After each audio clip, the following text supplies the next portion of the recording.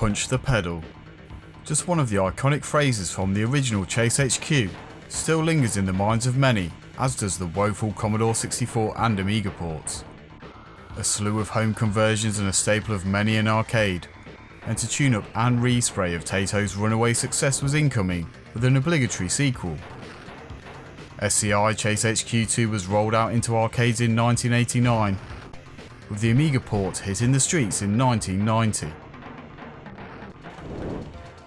Our cops from the first game, Gibson and Brody, return, but swap seats in the pursuit to rescue 3 kidnapped ladies, one being the mayor's daughter.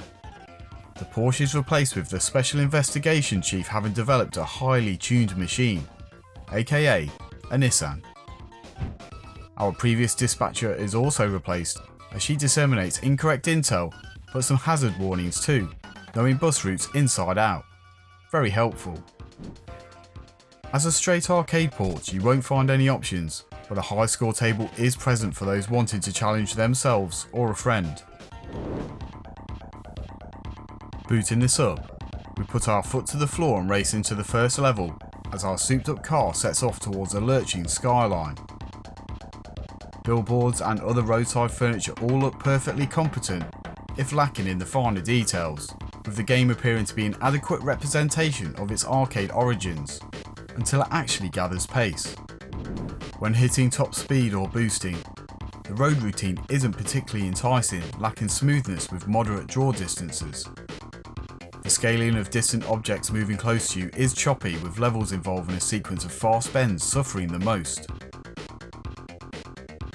Your focus will be quite narrow as you concentrate on your road position and lining up the next target, but its fluency pales in comparison to titles such as Lotus 2 or Crazy Cars 3.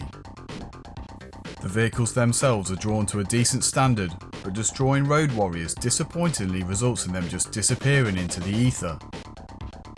There's a good range of environments and colour swaps, but these are mainly confined to mountainous areas or cityscapes. Gunfire also suffers from a lack of frames as it splutters down the road.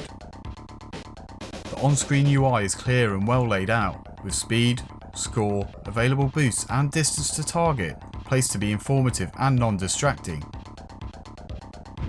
Interlude screens such as the level completion and mission briefings retain an arcade quality, although the targets always seem to be arrested in the same canyon area, regardless of the level you've just played.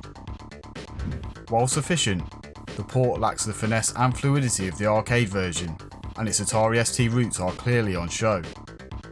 It's a shame more bespoke work wasn't completed on the Amiga, as this could have really allowed the title to shine, but as it is, the overall presentation is mixed.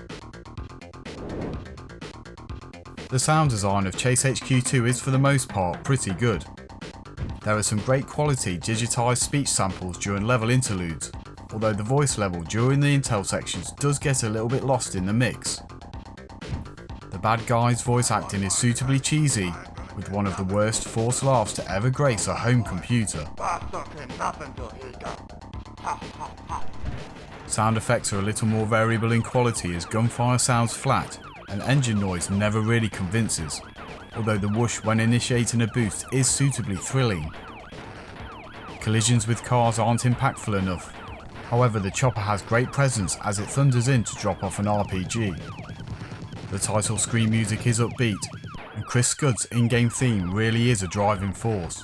Its low bass lines and synthesised tom rolls give it a great 80s feel, and adds a much needed intensity to the gameplay.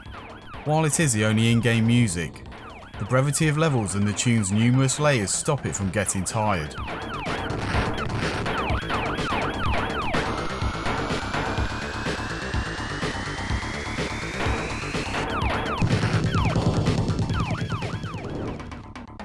As with any arcade drive and shoot, getting from A to B is not the important part, but the journey is.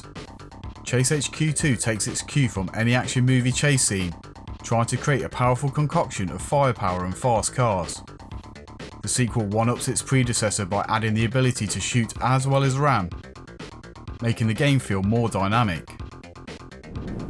The addition of oncoming traffic also helps inject a small risk-reward element, as driving on the correct side of the road will often be fraught with hazards, such as boxes and barriers.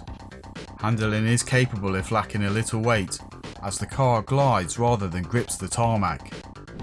Shooting feels responsive, but it's a shame 2-button joystick support wasn't implemented, as hitting the spacebar to boost can be a little awkward in more intense moments.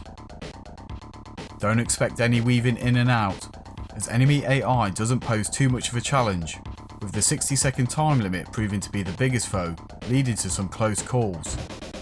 The damage taken by boss vehicles increases as you progress through the 5 stages, with pickups such as shotguns and RPGs helping to even the odds. On the flip side, most standard cars offer up about as much resistance as Oscar Pistorius' bathroom door. The sequel to the coin-up smash had some favourable reviews upon release, although most fell into the mediocre category, with Amiga Power calling the conversion sloppy and lazy. Its relative lack of speed makes any gameplay thrills feel slightly underwhelming, and hurts what should have been a great pick up and play title. Chase HQ II isn't a bad port, it's just not a particularly good one. Some adrenaline fueled moments are felt, but they never reach the heights of its coin-up father. Initial thrills soon fade as you trickle through the levels, and when you complete the final race against time, the gameplay loop feels exhausted.